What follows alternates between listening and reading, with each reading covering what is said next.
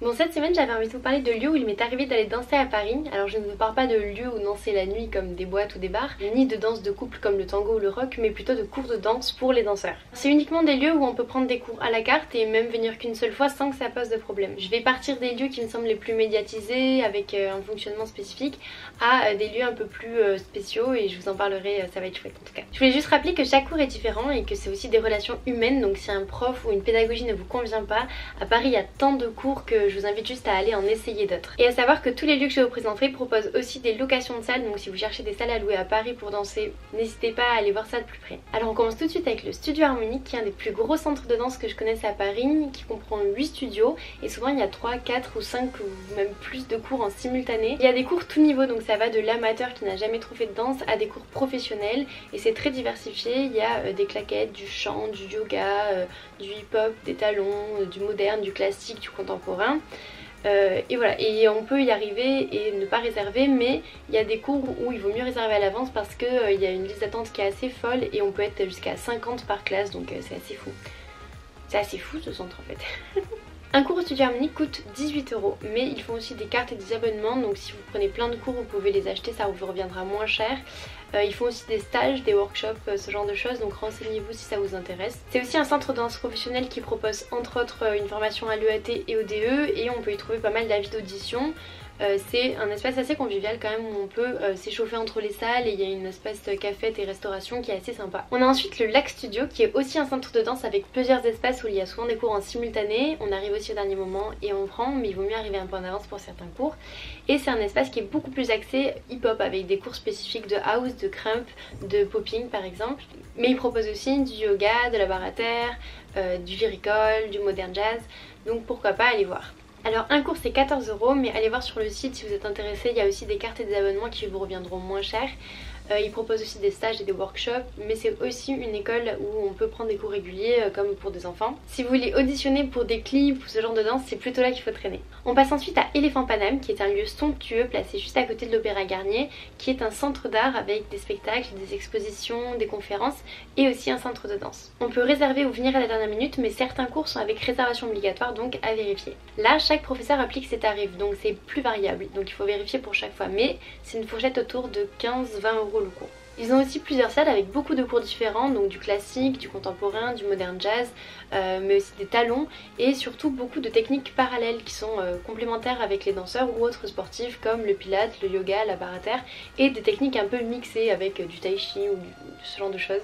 Donc c'est assez intéressant d'aller voir. Ils proposent aussi des stages, j'ai déjà vu contorsion passer, ça m'intéresse mais j'ai pas encore eu l'occasion de tester, et c'est aussi une école pour les enfants avec des cours réguliers. On a ensuite Mika Dance qui est un centre ouvert aux amateurs comme aux professionnels et qui œuvre pour le développement de la danse et la création en général. C'est un espace plus réservé aux adultes qu'aux enfants, mais à voir au cas par cas, en tout cas la rencontre y est primordiale. Ils ont 5 studios et proposent des ERD, donc c'est des entraînements réguliers du danseur, donc c'est plus axé pour les professionnels. Ils organisent des stages avec des spécificités que je n'avais pas vues ailleurs, par exemple des stages de danse en bilingue japonais-français ou des stages de danse contemplative.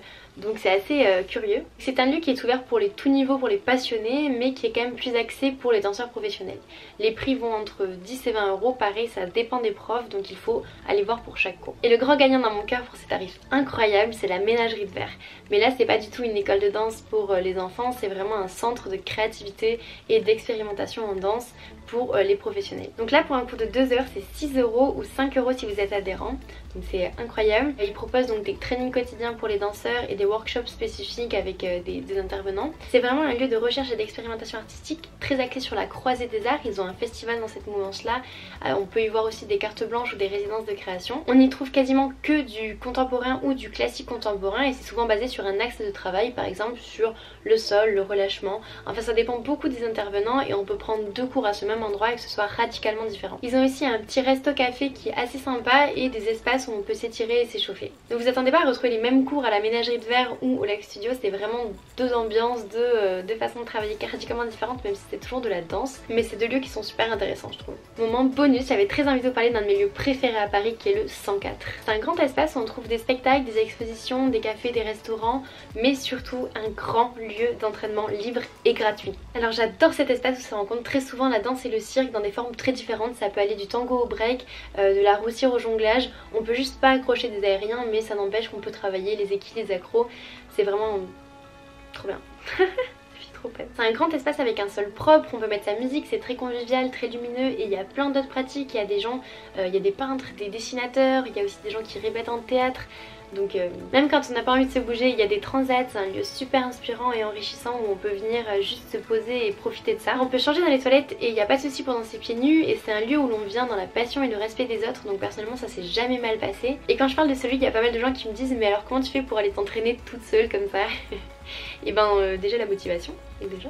Mais sinon tu prends tes affaires, tu y vas et puis tu te dis aujourd'hui PP, donc c'est préparation physique ou je sais pas impro avec telle ou telle contrainte, ou bien tu veux travailler ce cours ou cette choré ou ce texte, enfin ce que tu veux et tu y vas et tu fais ce que tu as à faire et puis tu profites en fait. Perso je me damnerais pour avoir ça dans bien plus de villes, c'est si précieux quoi. Bon voilà, on a un peu vu les lieux où on peut danser à Paris. Je conseillerais les derniers plus à des circassiens qui ont une grosse appétence pour la danse parce que c'est des lieux où il y a moins les codes de la danse avec tout ce qui est bar, la tenue exigée etc.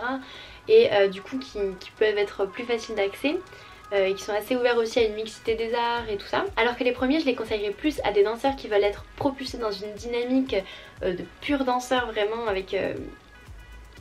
Voilà. Alors un exercice que je trouve hyper intéressant c'est d'aller faire des cours très différents pour essayer de capter la gestuelle de chacun, les attentes, la façon de bouger et de s'adapter à tout ça. C'est quelque chose que je trouve qui aide beaucoup pour les auditions en fait. Quand on arrive du coup on a la capacité de comprendre ce qu'on attend de nous et comment répondre à ça et comment s'y adapter très rapidement. Mais ça peut aussi aider à trouver sa gestuelle, c'est-à-dire au-delà de la malléabilité qu'on peut avoir dans notre façon de bouger etc. Qu'est-ce qui reste de ma danse en fait? C'est des questions qui sont intéressantes à se poser régulièrement et qu'on peut faire en allant faire plein de cours différents. C'est quoi mon énergie? C'est quoi mon type de danse? Voilà, qu'est-ce qui reste de moi entre guillemets? Et après prendre un même cours sur une longue durée c'est hyper précieux aussi, ça peut vraiment aider à aller travailler beaucoup plus loin dans ce qu'on fait et puis les cours sont souvent conçus comme ça et il est fort possible que quand vous alliez prendre des cours à droite à gauche tout le monde connaisse l'exo sauf vous mais ça ne nous empêchera pas de travailler, au contraire prenez-le comme un défi à relever, quelque chose de rigolo mais soyez prêts à se dire ok je relève le défi et puis il faut pas le prendre comme quelque chose d'horrible mais plutôt comme un... Ouais voilà, une sorte, soit un défi, soit un jeu, je sais pas, d'adaptabilité. Et un conseil, amusez-vous et profitez-en pour grandir. Je dis pas il faut rire à tout va et puis faire n'importe quoi, pas du tout. Mais plutôt prenez-le de façon espiègle et intelligente, dans le respect des autres bien sûr, et puis continuez à grandir quoi. Ouais, c'est une sorte de maturité qu'on peut avoir dans la danse. Espiègle, c'est un mot qui me parle, ouais. Après si ce que vous cherchez c'est une formation diplômante en danse sur Paris, on a vu qu'au Studio Harmonique qui propose ça, mais il y a aussi l'AID, Ricodum, Scoreia et plein d'autres, ou le très réputé Conservatoire qui est encore un autre parcours, mais c'était pas le sujet de la vidéo aujourd'hui. Alors il y a encore pas mal de lieux à Paris dans le genre que j'aimerais tester comme Canal Danse, Massaro, le Centre de Danse du Marais ou le Centre des Arts Vivants et j'espère remédier à tout ça rapidement. Et n'hésitez pas si vous connaissez d'autres lieux dans le genre à les partager en commentaire parce que Paris regorge de lieux culturels et ce serait trop bête de pas les faire vivre. Je vous remercie d'avoir passé ce moment avec moi, n'hésitez pas à me dire si la vidéo vous a plu et je serais trop heureuse de savoir si quelques-uns sont allés danser grâce à cette vidéo dans un de ces lieux là. Abonnez-vous pour soutenir et suivre l'aventure, partagez la vidéo pour qu'on danse tous partout et passez une super belle journée. Voilà!